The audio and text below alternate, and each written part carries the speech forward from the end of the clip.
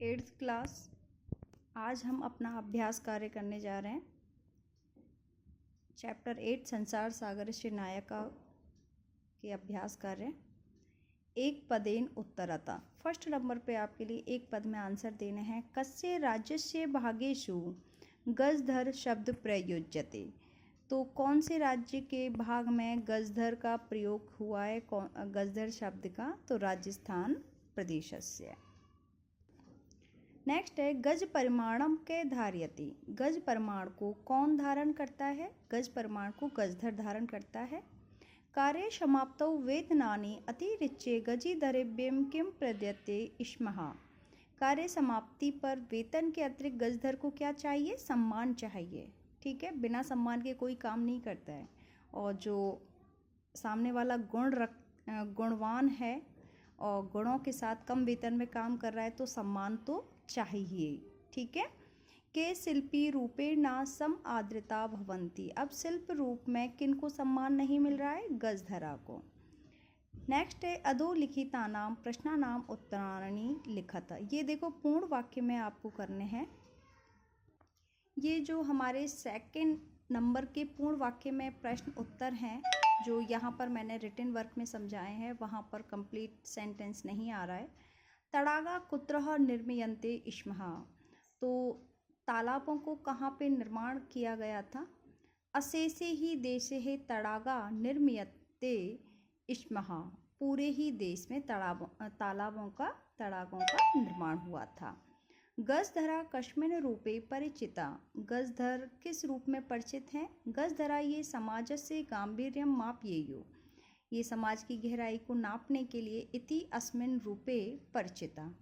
तो इस रूप में ये जाने जाते हैं। गजधरा किम कुर्वन्ति स्मः। तो गजधर नगर नियोजन के कार्य में अपना विशेष महत्व देते हैं। लघु निर्माण से लेके बड़े निर्माणों में अपना विशेष महत्व देते हैं। तो ये अपना है गजधरा नगर नियोजनात् लघु निर्माण पर्यंतम सर्वाणि कार्याणि कुर्वन्ति स्मः।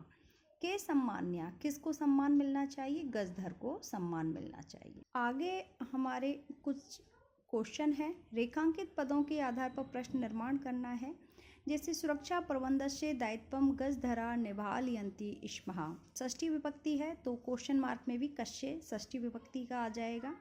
तेषाम स्वामिनम असमर्था सन्ति ही। तेषाम षष्ठी विभक्ति का ही आ रहा है, केशाम हो जाएगा। कार्य समाप्तौ वेतनानि अतिरिच्य सम्मानम अपि प्राप्नुवन्ति ही। वेतनानि ये आपका बहुवचन में आएगा, कानी हो जाएगा। गजधर सुंदर शब्दः अस्ति। ये किसके लिए है? गजधर पुल्लिंग में आ रहा है, क्या है? तड़ागा संसार सागरा कथयन्ते। तो तड़ागा बहुवचन में है तो के आ गया। इस प्रकार से कुछ शब्द हैं हमारे लिए संधि विच्छेद के लिए। अद्य अपि इसको संयुक्त पद में बताएंगे। अद्य धन अपि अद्यापि। स्मरणार्थम स्मरण धन अर्थम। इति अस्मिन् इत्यस्मिन्। यहाँ पे आपका यण संधि का है, यहाँ दीर्घ संधि का उदाहरण है, यहाँ पे यण संधि का उदाहरण आ रहा है।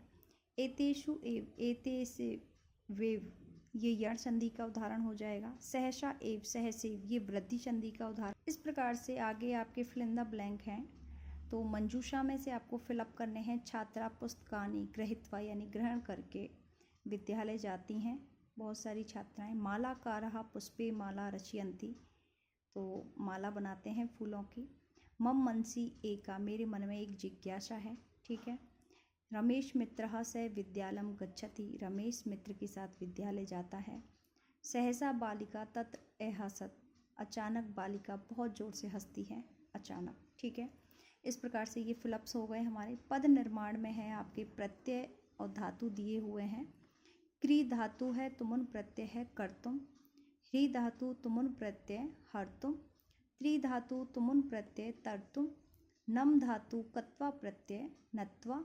गम त्वा गत्वा त्यक्त्वा भुक्त्वा।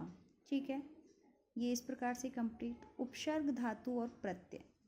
यहाँ पर कुछ उदाहरण और हैं। ल्यप प्रत्यय की एक विशेषता होती है कि हमेशा उपसर्ग आएगा तभी ये ल्यप प्रत्यय होगा, नहीं तो ये नहीं आएगा।